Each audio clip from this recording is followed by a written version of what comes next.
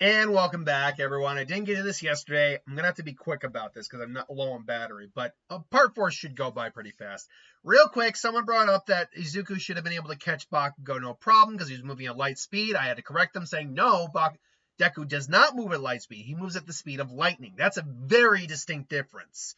Now, if you're talking about amping him with One for All, maybe that does boost him to light speed, but even still, he'd have to turn into lightning and like zap to Bakugo to maybe hit him. And then he'd risk actually shocking Bakugo too. That's not a really sound strategy to try to rescue Bakugo. Either way, it all worked out fine. So we would catch up to after the provisional license exam. I do see Bakugo challenging him, but more because he's just pissed off.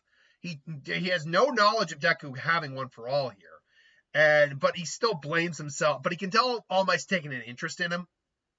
So he kind of looks like, and he just, I'm stuttering here, wants to take out Midoriya, say, why. It starts trying to fight him, is failing to hit him. Come on, fight me, Midoriya!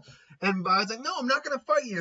And he just starts breaking down. Why was I the one who had to end the symbol of peace? And Deku's like, fine, you want to go? All right.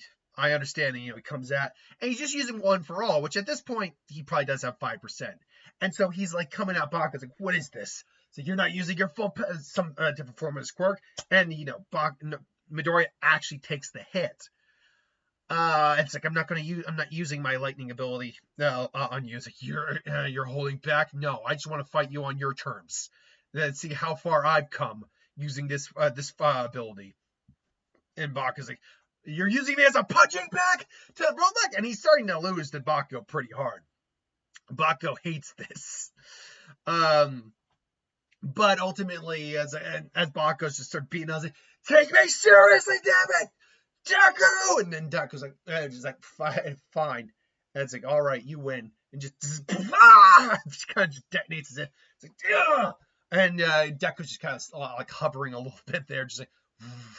Because he's got probably metal soles in his shoes. We know he put those in there for his shoot style. So, makes sense he'd still have them, except now he kind of floats in the air. Just, boom, just kind of puts Bakugo on the ground. Ultimately, Midoriya wins that fight, and All Might comes out, apologizes to him. He's like, that's not what I want to hear, you idiot. And so, they're in trouble. What were you doing at that shoot style thing? Really pissed me off. And so Midoriya's taking out the trash, meets Mirio. It's like, hey, see you later. Bye. And so they're introduced to the big three. Cut to Mirio taking on all of Class 1A. And that fight goes down. Now, here is something that would go very different. Mirio and Midoriya are kind of the same in a sense that they can become intangible and not be hurt.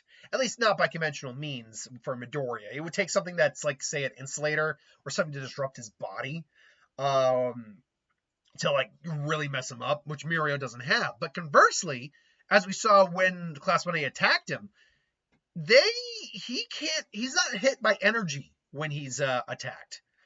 Like he can't feel like fire or lightning or whatever, including Kaminari. So Midoriya doesn't actually have a firm way of hurting him either. So Mirio ultimately ends up popping out of the ground. Midoriya thinks, sees the hand coming, but he doesn't even flinch. And Mirio tries to tag. And the problem is, when Mirio tries to tag him at least once, it's like, he's what? And then Midoriya explains, like, my quirk turns my body into lightning. It gives me a lot of it, including, and then all of a sudden, because Midoriya had to look around, there's not much metal around here. However, there's the metal from like the bleacher stands as they come in, just start attacking Mirio. And then Mirio's like, what the, and Midoriya's kind of like doing a magneto thing, kind of like moving, and he just suddenly just has these rods here. Mirio's like, whoa, where is it? All of a sudden, Midoriya's like turning into lightning, zipping between the rods. And should note that lightning level speed, let alone light speed, is so rare that it's not really a thing in My Hero. But that level of reflex, I think we have seen some characters have that level of reflexes. I don't think Mirio's one of them. Speed's not really his thing, except when he's jumping out of the ground. So Mirio's just trying to predict where the attacks come from. He's able to predict it once, and it goes through. And Midoriya just kind of turns solid again. And it's like, I'm going to have to take the hit for this. And it's like, got you, Midoriya. And just, and all of a sudden, the charged up, poles, still holding a church, zap Mirio. And they both kind of like, all right, let's call this a draw, huh? It's like, holy crap. So Class 1 is like, whoa, Midoriya, you're so awesome. Bakugo's pissed off. But they go and do their provisional license re-exam. Meanwhile, he would still probably go to Night Eye. Night Eye probably knowing that he has one for all. He would go, get tested by Night Eye. But Night Eye says, like, I want you to come at me, but using only your one for all, Midoriya. Try to get the weight from my hand. If you can, I'll accept you and take you under my wing. And so Midoriya's just zapping around. Because, and to be fair, Night Eye knows, like, if he didn't use that, I would not be able to, if he'd used his actual quirk, there's no way I'd have the reflexes to do this. But I have to test him on his ability just to use one for all. And so he's still pass. They find Eri. He's just like, he wants to protect Eri, but, overall, Mirio's like, sorry, done throwing your tantrum, goodbye. And then they go to rescue Eri. Now, that does, I think maybe he gets to Mirio earlier. I don't know if he gets to him in time to save him from getting his quirk erased. Either way, he shows up and honestly would decimate Overhaul. Just bury this man. Because he's pissed off. He's using one for all in conjunction with his quirk. And he's not using 100%, but he's probably using like 30 just as a minimum. So he's just zapping around. His lightning speed's even faster. He's literally tagging Overhaul every time. Overhaul tries to grab him to use his quirk and just zaps him. Like, Overhaul is in a bad way against this guy. Eventually, though, he does kind of not hurt Midoriya, but as soon as Midoriya stops at some point, he uses his quirk to summon a pillar into the ground, maybe stabs him in the leg or whatever. Midoriya is able to zap to Eri, get Mirio out of there, ultimately get the giant one for all. Midoriya just puts Eri down. It's okay, Eri, I got this. And his legs heals it. He heals it. I won't let you. I'm not gonna let you hurt Eri. So you don't understand. Her quirk is perfect. It will change the future, and nothing will stop me. Not you, hero. I can't remember the exact dialogue, but something along those lines. It's like, no, I will not let you hurt Eri anymore. She's been through more than enough. All I want to see now is see that girl smile, and I'm gonna take you down. It's like, all for one, 100%. He's just like basically like a glowing, like he's just glowing pure energy. It's like, huh? And Midoriya wrecks this man's career. Just boom, boom, boom, boom, boom, boom, boom. Ah! Boom. Just shocks him. And just, are you okay, Eri? I'm tired. And so, yeah. Now, Midoriya, I think, does still think I should give Mirio one for all. Because, I have a quirk. I have this quirk. I'm good. I don't need it. But but you need it. It's like, nope, I don't want it. It's like, and so, yeah. Now, when it comes to the Gentle Criminal fight, honestly, Gentle's pretty wrecked here. Like, yes, him being able to not rubberize, elastize. Let's call it elastize. Making something elastic. The air, and because it's not rubber, but because it has elastic property, means Midoriya will initially find it weird to deal with. Like, he zaps towards it, like, what the hell? It's like, boop, boop, boop, boop. Like, it almost puts him in a cage of, like, elasticity. And Midoriya probably just powers up out of it. I gotta get to Eri. Or I gotta get to him. His base, one for all is probably like 10% at this point.